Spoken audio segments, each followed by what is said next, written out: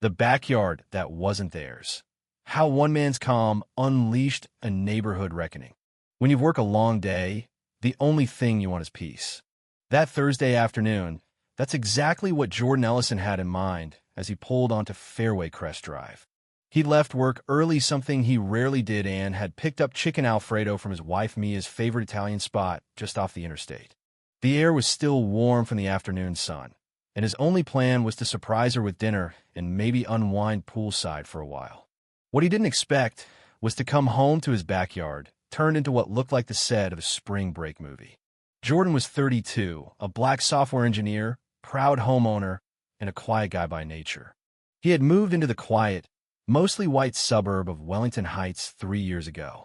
The selling point wasn't just the tidy lawns or the cul-de-sacs, it was that the house was not part of the homeowners association.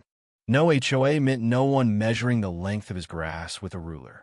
No citations about trash, cans visible from the street. No mandatory beige paint for his shutters. It was peace, freedom, autonomy. Unfortunately, his next-door neighbor was very much the HOA. Her name was Cheryl Davenport, though in Jordan's mind and, as he later learned, in the minds of many others, she was just Karen.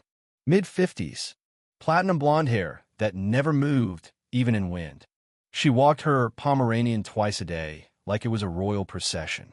Her voice always had the tone of someone who had just smelled sour milk, and she wielded her clipboard like a weapon. Cheryl was the HOA president, unelected, somehow unchallenged, and utterly convinced she was the gatekeeper of neighborhood values. From the moment Jordan moved in, Cheryl had been a thorn. She never outright said anything offensive, but it was always there, baked into her passive-aggressive delivery. "Oh, Jordan, that's an interesting color for your front door. Kind of expressive, isn't it?" Or, "Some of the neighbors were saying your lawn has more of a wild, natural aesthetic. We try to keep things uniform around here. Just a tip." And always followed with, "Of course, I know you're technically not in the HOA, but we all try to uphold the spirit of the neighborhood." He would smile, nod, and then shut the door. Every time. Jordan had no interest in drama.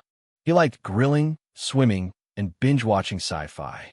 But Cheryl couldn't seem to leave well enough alone. That day, everything changed. As Jordan turned the corner onto his street, his eyebrows furrowed. There were cars everywhere lining both sides of the street, crowding driveways, even parked partially on his lawn. Then he noticed the balloons tied to his mailbox. Then the open side gate. Then the music blaring pop music that clearly wasn't coming from Cheryl's yard.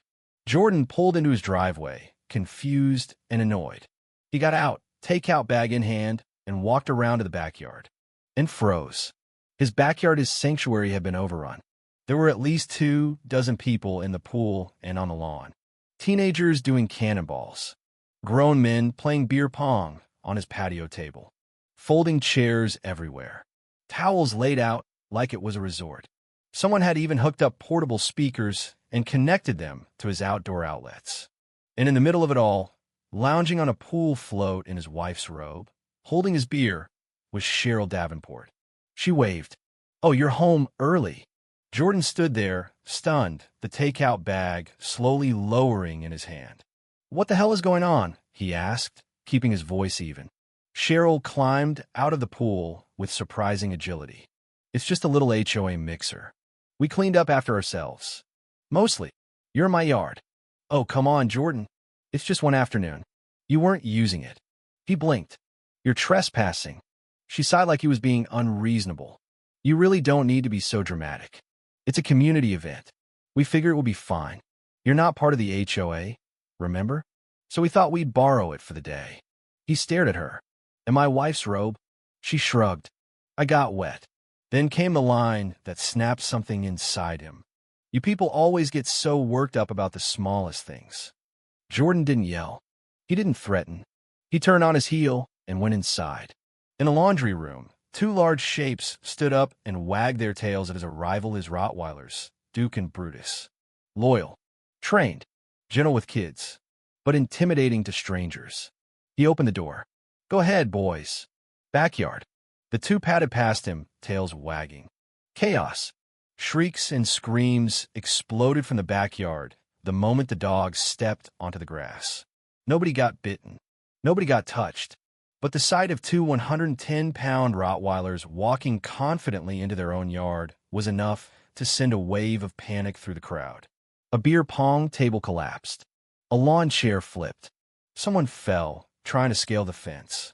Cheryl darted across the lawn in a flurry of wet feet and flapping robe, screaming, "He's attacking us with dogs. Call 911. Jordan stood calmly in the doorway, arms crossed. "Leave. My property." Within a minute, the yard was empty. Someone left behind a shoe. Another, a towel. Cheryl, soaking wet and furious, gathered her things and spat over her shoulder. "You'll regret this." He looked her dead in the eye. "Only thing I regret is not getting home earlier." That night, Jordan pulled the security footage from every camera angle. The next morning, his inbox lit up 3 emails from the HOA. Cheryl had filed a formal complaint. Allegations, intentional intimidation, creating an unsafe environment, and unsurprisingly racial hostility. According to Cheryl, Jordan had used aggressive dogs to target white residents. That's when Jordan decided he was done playing defense. He compiled all the footage, people entering through his gate, lounging in his chairs, drinking his beer, and forwarded it not just to the HOA board, but to his lawyer. Trespassing, harassment, even petty theft. But Cheryl wasn't done. 3 days later, a stranger appeared, snapping photos of Jordan's house. When Jordan asked what he was doing, the man claimed he was conducting an HOA compliance inspection. Jordan laughed. "I'm not in your HOA." The man shrugged. "You might be soon." Turns out, Cheryl and her husband, a real estate lawyer, had filed a motion to redraw the HOA boundaries to include Jordan's property. They cited shared community interests and neighborhood aesthetic continuity. It was an attempt to forcibly absorb his house into HOA control. His attorney, now fully invested, sent a cease and desist letter. They also prepared a civil case for trespassing, fraud, and damages related to utilities, food, and property damage. But before they could file, Jordan made one simple move. He uploaded the footage to the neighborhood Facebook group. Captioned simply, "Cheryl's HOA pool party at my house." Within hours, the video went viral. Comments flooded in. "Wait, that wasn't her house. She said it was a community property space. She told us it was being rented out for events." Even worse for Cheryl, one guest filed a formal complaint against her, saying they'd been misled into thinking it was a sanctioned HOA event on public property and that their child had been traumatized by an attacked dog. The HOA board had no choice but to investigate. And within a week, a letter arrived. Cheryl Davenport has voluntarily stepped down from her position as HOA president, effective immediately. No apology, no explanation, just silence. Some neighbors tried to play peacemaker, offering apologies on Cheryl's behalf. Others, many, actually thanked Jordan. Quietly, discreetly. Apparently, Cheryl had been a problem for years. But no one had ever stood up to her like that. Some said Jordan should have called the cops. Others said he went too far with the dogs. But Jordan? He never raised his voice. Never made a threat. Never broke a single law. All he did was let his dogs outside, in their own yard, where they lived. And the people who didn't belong there, they ran for the hills. Sometimes peace doesn't mean being passive. Sometimes it means drawing a line and letting the world know what happens when someone dares to cross it. When a neighborhood turns its eyes, Jordan thought it was over. He thought Cheryl stepping down from her self-appointed HOA throne would be the end of it, that she'd vanish back in her meticulously manicured garden with her little dog and find a new target for her passive-aggressive regime. But people like Cheryl don't just disappear. The week after her resignation, Jordan noticed a shift. The usual cheerful wave from his neighbor across the street was suddenly replaced with a half-hearted nod. The couple 2 doors down, Mark and Jenny, no longer smiled when walking their retriever past his house. And during his evening jogs, Jordan couldn't help but notice curtains shifting when he passed by certain homes. It wasn't everyone. In fact, many neighbors had thanked him privately. Some dropped off cookies. One even left a handwritten note. "Thank you for standing up. We've lived in fear of her micromanagement for too long." but the silence from others it was loud. Then came the letter, delivered by certified mail. A notice of civil complaint filed against Jordan Ellison in county court. Cheryl Davenport was alleging emotional distress, intentional endangerment, property defamation, and the kicker, community destabilization through digital misconduct. Jordan couldn't help but laugh at that last one. Community destabilization? Was he a homeowner or a revolutionary? Still, the complaint was serious. Cheryl had retained a high-profile attorney, one who specialized in homeowner disputes and had a reputation for flipping narratives. Her goal wasn't just damages. She was demanding a restraining order, a formal public apology, and $150,000 in emotional damages. She wanted to bury him. Legally.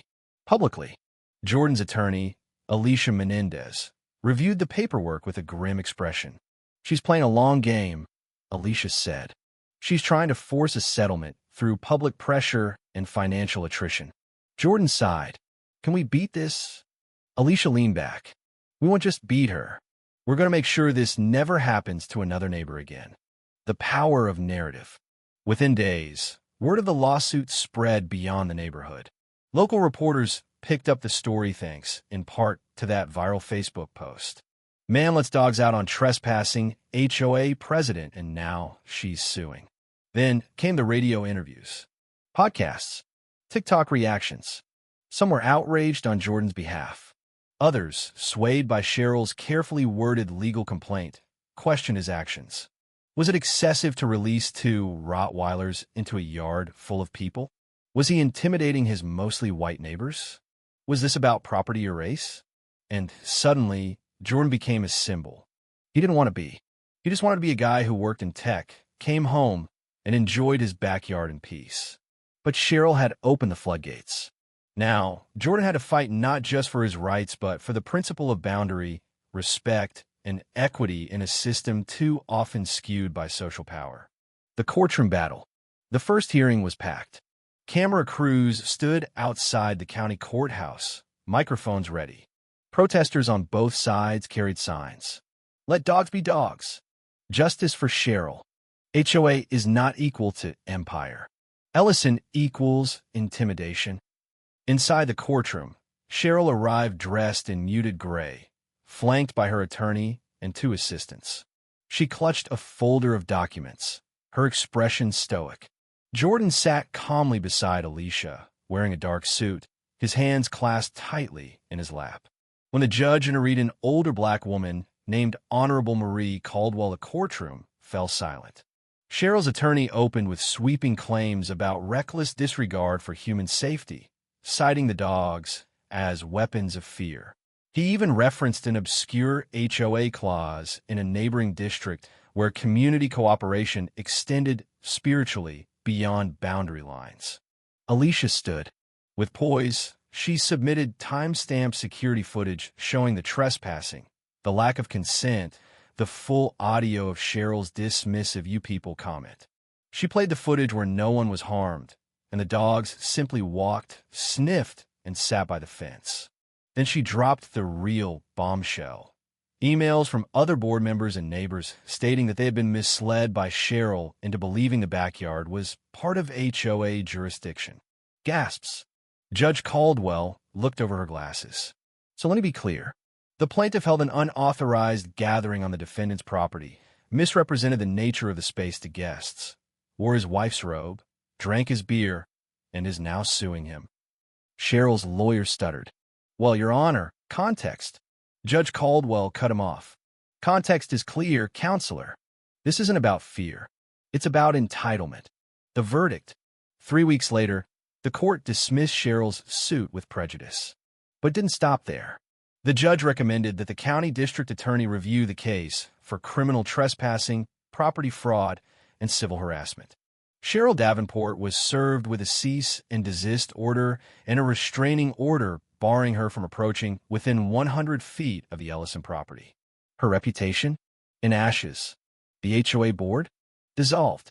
Reorganized. And a new leadership committee formed with actual elections for the first time in a decade. Jordan? He was offered a seat on the committee. He declined.